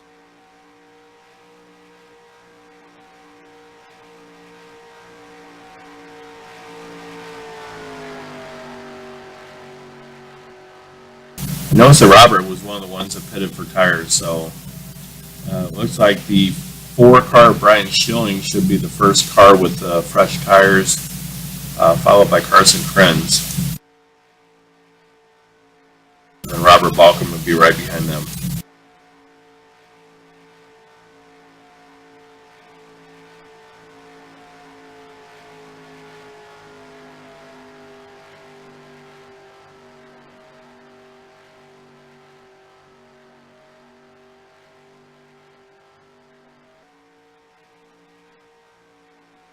Meanwhile, though, look at this. My pick to win, Bob Dixon. He's back up here. He's in P7.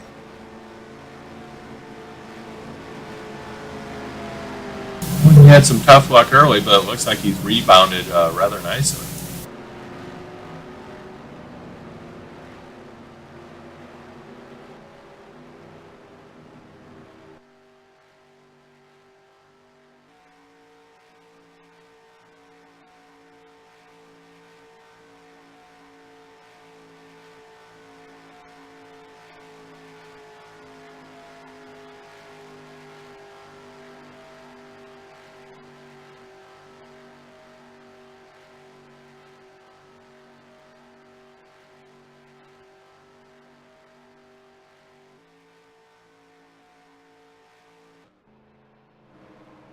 Looks like Bob Seminara may be in this for the long haul. Perhaps he used all his tires up early.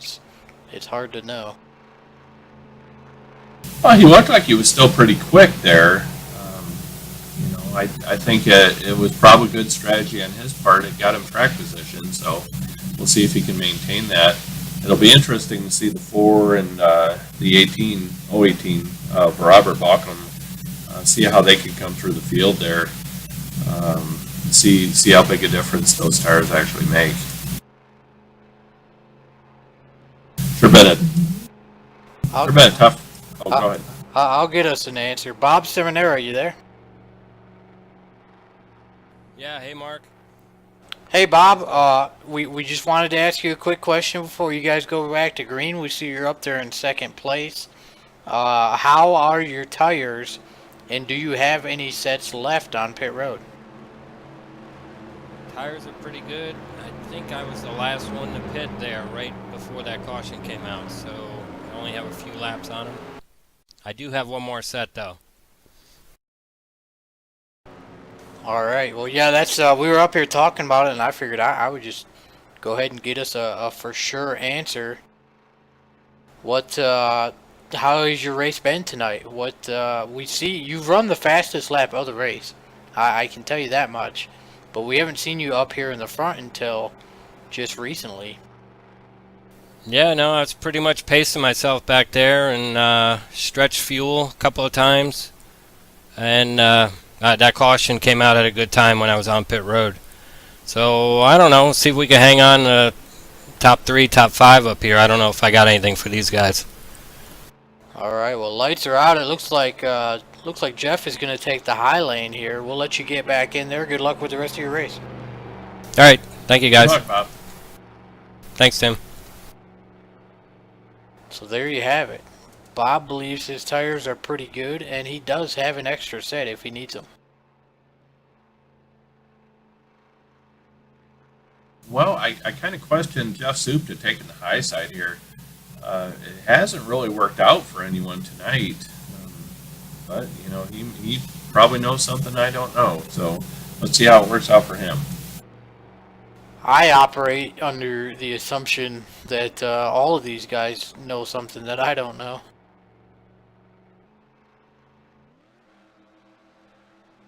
If I knew what these guys knew, I'd probably be out there racing instead of broadcasting. Yeah, me too. I get surprised about every night. So here we go. We've seen Jeff on the inside line on all of his restarts up until this point. It's going to be lap number 85, 16 laps to go. Can Bob Seminara fight to the lead on the low side?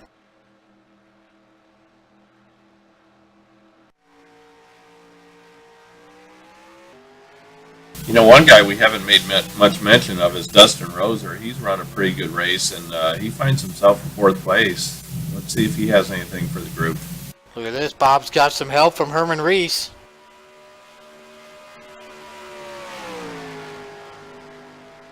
Look at Brian Schilling, already up to 5th and challenging for 4th. He's bringing Robert Bolcom with him, though. Oh, now Herman is going to jump up to that high line. Gets a big push from Dustin Rozier. Bob Seminara all alone on the low side. I think that would be the sim racing equivalent of unfriending someone at the end of the race. Yeah, I would say Herman just unfriended Bob, and he is now getting freight trained on the outside.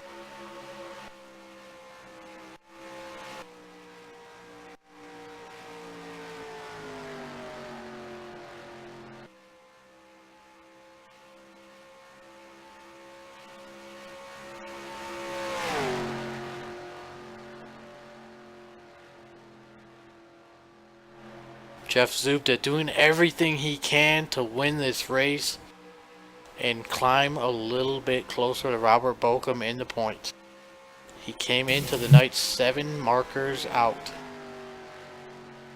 Also, I could give a shout out to Orlando Leboy. You know, we don't talk much about him, but he's ran a real good race, and he finds himself right up there in that weak group. Look at this. Dustin Rozier's got Brian Schilling working his outside. Robert Bolcom going to try and come through there with him. Just gave Brian a shot there. Shot him right by the 118.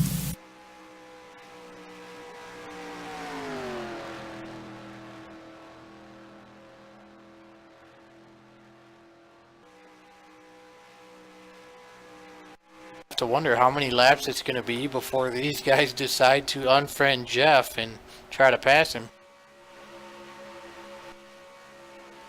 Well, Herman's pretty calculating. I think he's only running as hard as he needs to right now. He's probably saving a little bit for that last 10 laps. So he may need to pick up the pace, though. That 4 is all over his bumper. I believe Herman has won the Aero88 title before, and he comes into the night 5th in points. Oh, I think Brian Schilling hit the wall. Or he's just doing one hell of a crossover. It looked like he bounced off of it a little bit.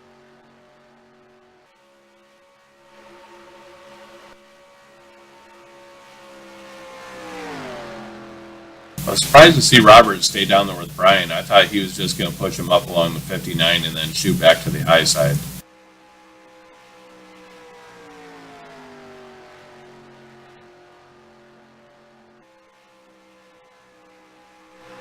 Wow, look at that run Orlando Leboy has on the low side.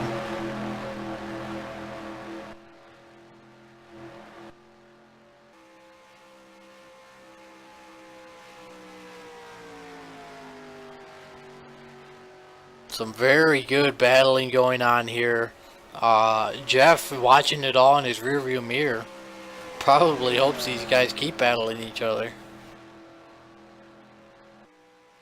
I think the problem Brian Schilling had is Herman Reese was running the line he wanted to run.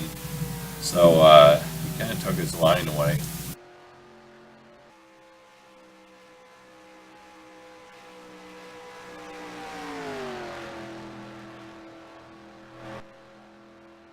And here we go. It's going to be 10 laps to go at the line. Jeff Zoop is still your race leader. In fact, it's going to be close on who led the most laps today, Jeff or Robert Bolcom, who will get that extra bonus point.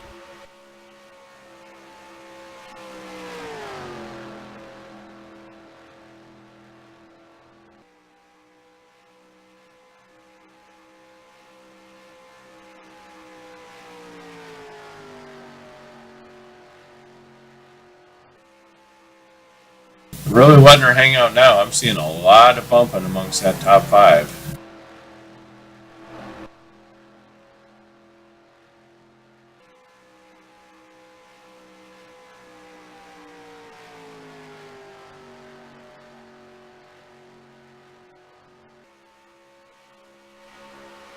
Some great side-by-side battling going on here. Brian Schilling. Wow, that was close. Look at Orlando LaBoy. Secures 3rd.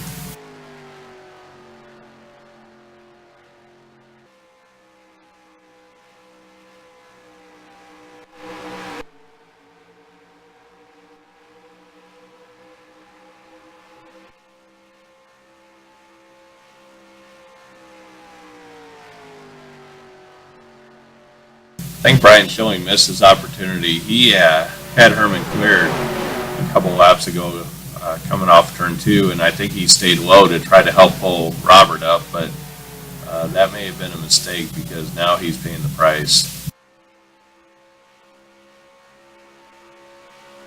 Those two better regroup and get to the high side. Brian Schilling still running that bottom line back there. It's not doing him any favors as Dustin Rozier looking to pass him on the outside. They just can't beat the momentum. That high side pulls so much momentum coming off. It's hard to overcome it. Now, Orlando LaBoy came into the night 4th in the Challenger. He's looking to gain 20 points on Rusty Little as well. Oh, Terry Bowman around. He's in the grass, though. We stay green. Oh, no, we don't. Caution's out. Caution is out with 6 to go.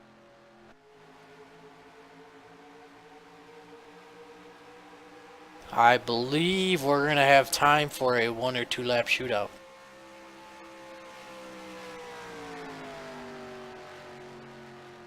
Yeah, so it was 6 to go right there at the line. We should definitely have a 1 or 2 lap shootout. Yeah, there's no one to lap down, so this should be a quicker caution. I'd say probably 2 laps. And this could play actually in as hard as these guys are racing. And I'm Bob Seminara. I got that last set of tires. I'm not sure who else does, but that could help him gain. I don't know that he can win in 2 laps, but he certainly can gain a lot of spots.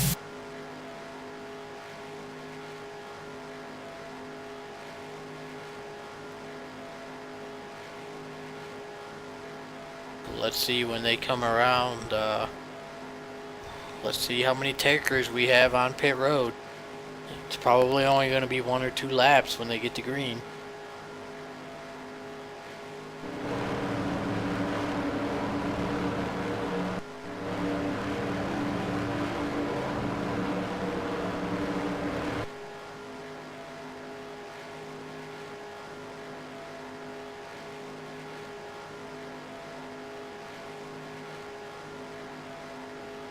Did not see any takers on pit road.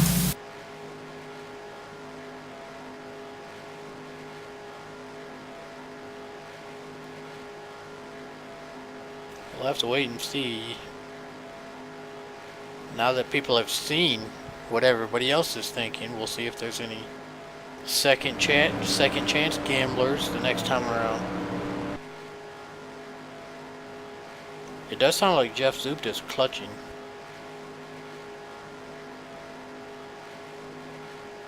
I would assume he's good on gas. I think that a lot of guys just automatically clutch under caution, even when they don't need to.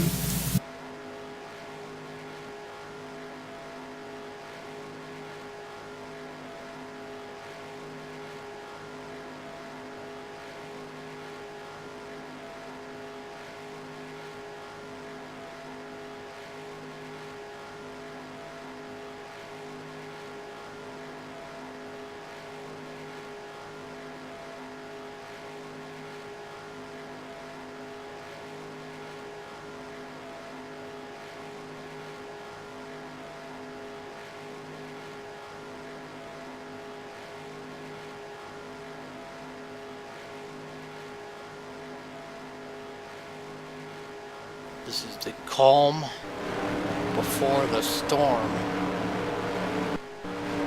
that will be the final 2 laps of this race.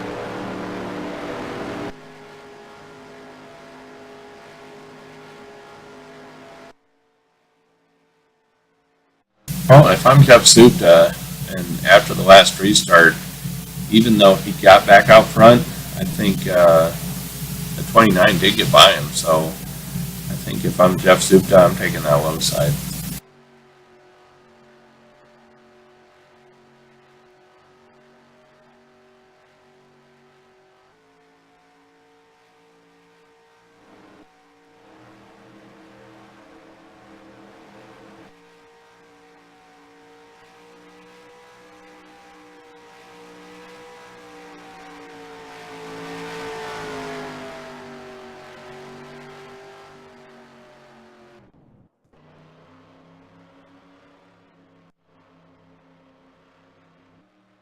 Sometimes I would do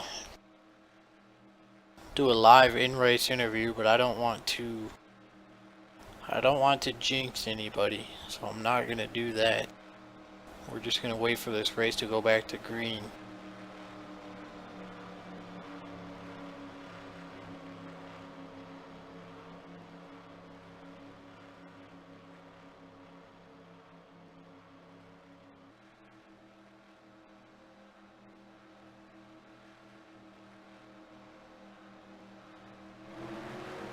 Well, lights on the pace card should be going out this time. That'll give us a 2-lap shootout.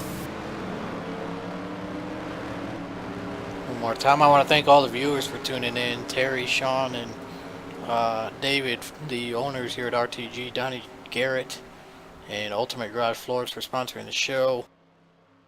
This is the Pink Ribbon 200, live from Michigan in the RTR Aero88 series at RollingThunderGaming.com.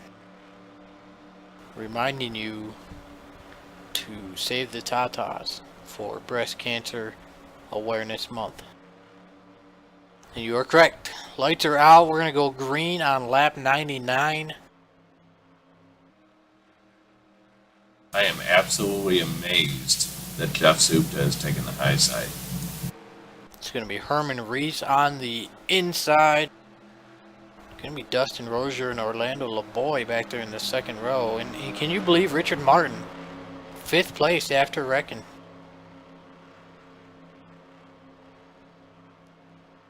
Yeah, he still stands to gain quite a few points. It's unfortunate for Rusty, blow a motor under caution, but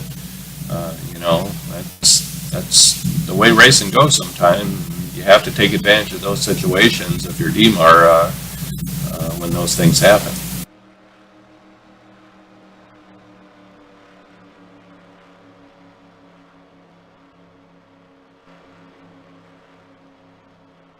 So a 2-lap shootout here. A caution flag will definitely end the race. Given the way they're lining up too, I'd look for the 018 to make her 3 wide on the high side going into turn 1. That'll probably be his only shot to win.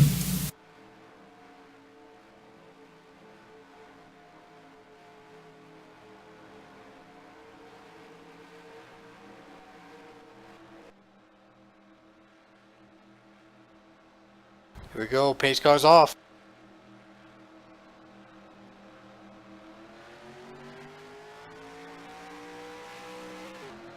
Oh, Orlando helping Herman, nobody pushing Jeff.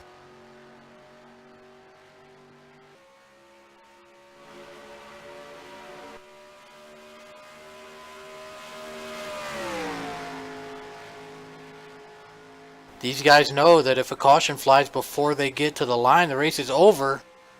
So there, you cannot wait it. Look at this, Jeff shoots out to the lead. He's going to come around and take the white flag. Well, he obviously knew more than me because I would have never taken that high side. Ooh, he hit the hit wall. Coming to the white flag.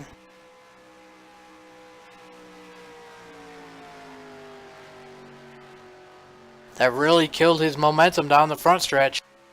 That means Robert Bolcom's going to probably give Herman a push to get by Jeff.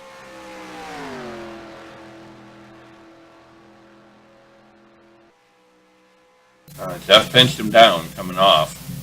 Oh, Orlando LaBoy into the wall. And look at this.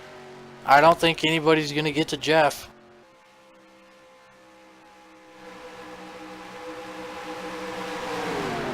Who's going to take second? Well, look at that. They're 3 wide for second. Brian Schilling trying that high line. Dustin Rozier trying to cross over on Herman Reese. But it's going to be Herman Reese.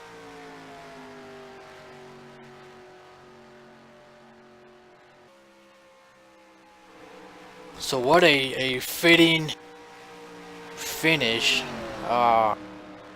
Jeff Zupta, as we're going to run that tribute video to his buddy Tucknut after the race. He comes out here with a win in one of Tucknut's paint jobs. That is a beautiful skin on that car.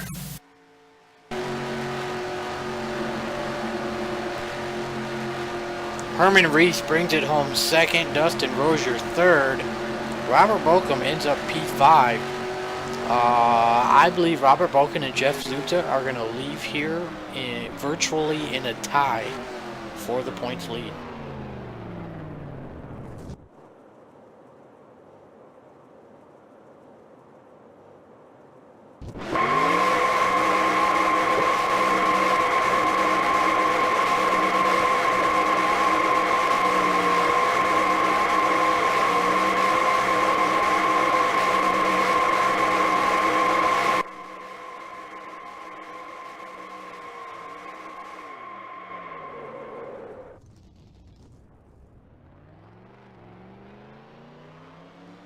So there you have it. Jeff Zupta takes home the victory at Michigan. Let's head over to Victory Lane for some post-race interviews. Is Jeff gonna take it back down pit road?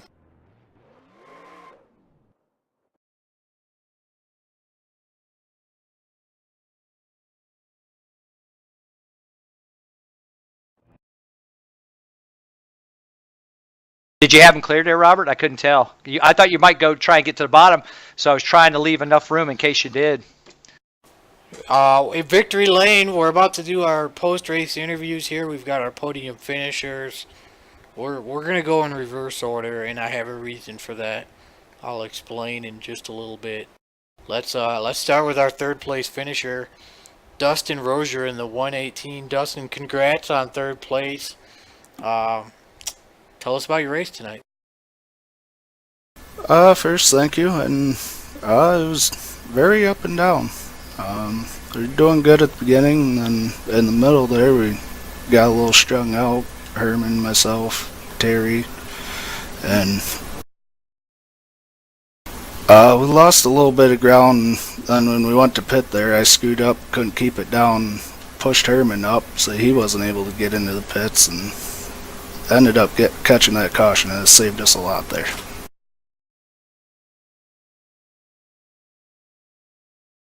Dustin, I noticed that you kept her clean tonight. That had to be a good part of your strategy moving forward. I know there was a lot of damaged vehicles out there after our first few cautions. But, you know, were you trying to save tires at all, or were you just going for it? Yeah, my major plan for most of the race was first couple laps, try and kind of push a little bit just to get into that decent pack, and then try and ride towards the middle back of the lead pack and just let things unfold and try and keep it clean. Well, Dustin, you did a great job. You were up front quite a bit tonight. You bring it home in third place. Congrats on that. Any shout-outs you want to give? First and foremost, gotta thank the Nature Boy Donnie Garrett for putting on this race with Ultimate Garage Floors, and gotta say congratulations to him and his wife on 20 years marriage. I guess they're celebrating that tonight. Thank you to them and everybody at RTG for putting this on, and you guys for broadcasting. Thank you. Moving on to our second place finisher, Herman Reese. Herman, second place, good run tonight. You got by Dustin right there at the end. Tell us about your race tonight. Well, started off pretty good, taking the pole.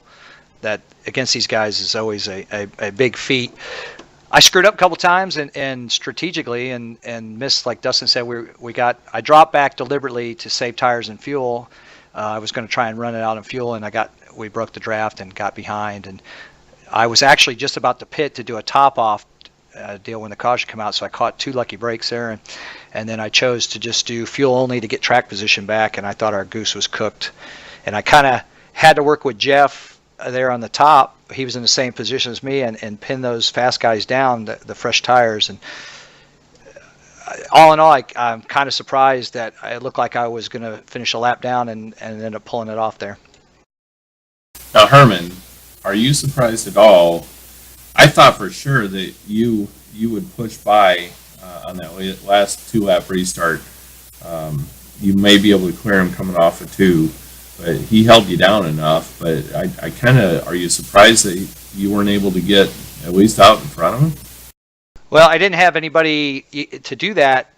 You have to have somebody right on the bumper, I thought, and everybody was checking up. I didn't lift, and I almost had him cleared. I was like, I can't believe I had a great night on starts and restarts all night, and I was keeping an eye on him. But the problem was I actually got I got too close to him, because then I couldn't drop in. Everybody knew by then that the top line is the place to be, and Dustin did a great job of staying close and closing the hole.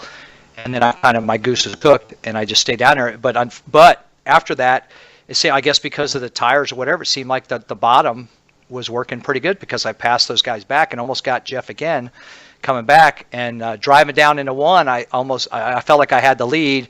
But again, unfortunately, these type of tracks, sometimes you got to have a partner down there. Robert came down there and gave me a great big shot, and I don't know what the last 10 laps look like on the broadcast, but inside the car when we were 2 wide, 2 rows deep and door to door for that entire time was a blast. It was exciting for sure. Good run. Thanks. I really felt like Brian stayed committed to Robert, and Brian had me cleared one time, and if he would have pulled up, I believe he would have had Jeff Polly with the tires pull a slide job in the next corner, and then he would have won the race. But he stayed loyal to his draft partner there. But I give a couple shout outs again. Donnie, Garrett, thank you for this. You guys for doing this, and RTG, Terry Bauman, Tony Fox, all the admin. I love this Wednesday night series with the tire strategy. It's always a good time and a great race, and I feel fortunate. And congrats to Jeff. He did a great job all night long, run up front there. All right, moving on to our race. Excuse me. Moving on to our race winner, the number 11 Jeff Zupta. Jeff, you came into the night second in points. You're going to gain quite a bit on Robert Bolcom. In fact, it's going to be very close to a tie coming out of here. What? Tell us about your race. It was frustrating. That high line was just so dominant. If you weren't there, you just had to stay in line, unfortunately. I thought the low line was actually faster, but someone had to work with you. You had to at least have 2 cars behind you, and I think the low line would have been the preferred line, but nobody was willing to go down with me there.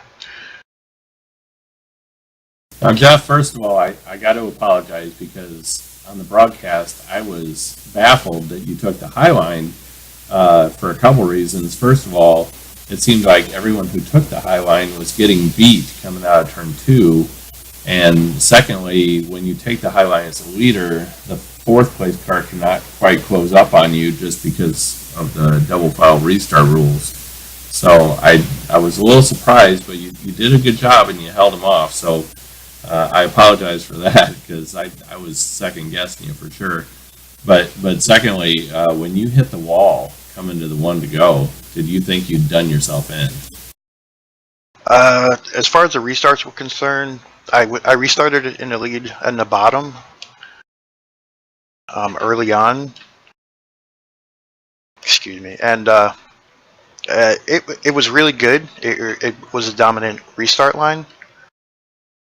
But if you messed up once, you'd end up a little bit behind, and then the outside line would go right by it. So just seeing how good the outside line was, I couldn't take the risk of losing the high line. So I had to do it, and I went full throttle every time, held it down, and it worked. And as far as that, yeah, turn 3 hitting a wall, I didn't run the corner any different than I had earlier, and the tires were still good, but it pushed and it pushed, and I'm like, I'm not lifting. And I got on it, and it kicked sideways after I scraped the wall, and yeah, I thought my night was over, but I'm glad I saved it. And my entering the pit stop on one of those ones was bonsai. I went sideways twice in that drift, and I saved it.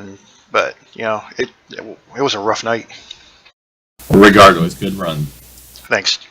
Yeah, congrats on the win, Jeff. And the reason I saved you for last, we're going to be running your tribute video after these interviews for your friend Tuck Nut. The car that you were running tonight, was that at one of his paint schemes? Yeah, it's a paint job he did for me a while back. It's a kind of a Cold Trickle Days of Thunder turn. I converted it to a green paint job for the Gas Monkey, and then pink for the breast cancer awareness. So yeah, this is basically his paint scheme underneath.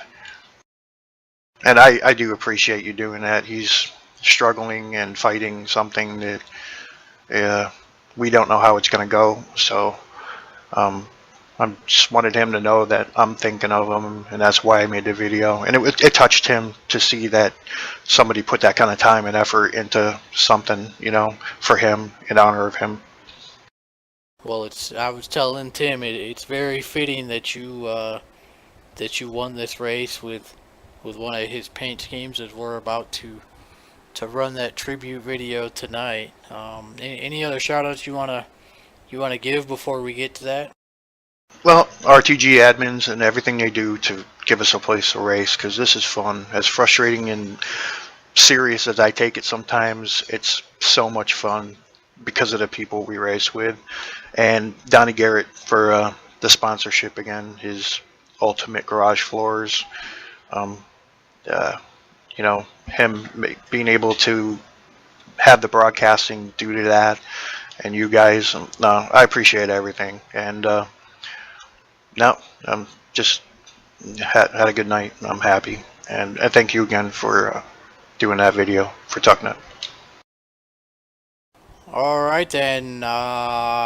Those are our podium finishers. Jeff Zupta with the win in the Pink Ribbon 200, live from Michigan International Speedway in the RTR Aero88 series. I at RollingThunderGaming.com. Thank you to Terry Bowman, Sean Prime, David Cannon, owners over here at RTG. Thank you to Donnie Garrett, Ultimate Garage Floors, for putting these shows on. Thank you to Tim Noftsker for joining me in the booth tonight. We hope you enjoyed tonight's broadcast. We will be back next Tuesday night for the Speed Freaks live. I'm not sure who's going to be in the booth yet, but that will be a live show. Until then, everybody take it easy. Remember breast cancer awareness. The whole month of October, save the tatas. I'm going to run that Tuck Nut tribute video right now as the kind of closing credits to the broadcast. So once again, we hope you enjoyed, and we'll see you again Tuesday night.